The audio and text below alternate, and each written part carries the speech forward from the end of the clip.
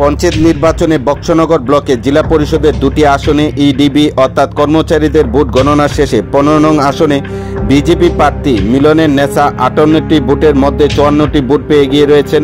CPIM প্রার্থী পেয়েছেন 2টি ভোট, আইএনসি ভোট পেয়েছে 1টি, নোটা পেয়েছেন 1টি ভোট। অপরদিকে 17 নং আসনে বিজেপি প্রার্থী সঞ্জয় সরকার 60টি ভোটের মধ্যে 45টি ভোট পেয়ে এগিয়ে রয়েছেন। আইএনসি পেয়েছেন 14টি। এই গণনা পদ্ধতি বক্সনগর পঞ্চায়েত সমিতি হলঘরে অনুষ্ঠিত হয় সোমবার সকাল 8টা থেকে দুপুর 1টা পর্যন্ত। সর্বমোট 12টি টেবিল রয়েছে এই গণনা কেন্দ্রে।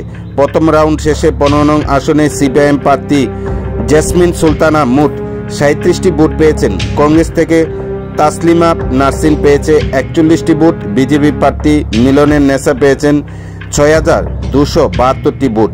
দ্বিতীয় রাউন্ড শেষে কংগ্রেস থেকে যিনি রয়েছেন তিনি পেয়েছেন 98টি ভোট। সিপিআইএম প্রার্থী পেয়েছেন 82টি ভোট। বিজেপি প্রার্থী মিলনের নেশা পেয়েছেন 10,500টি ভোট।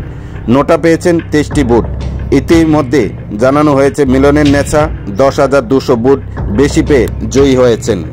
এদিকে মিলনের নেশা প্রার্থী জয়ী হওয়ায় বিজেপি মহলে আনন্দের জোয়ার বয়েছে বক্সনগর ব্লক চত্বরে।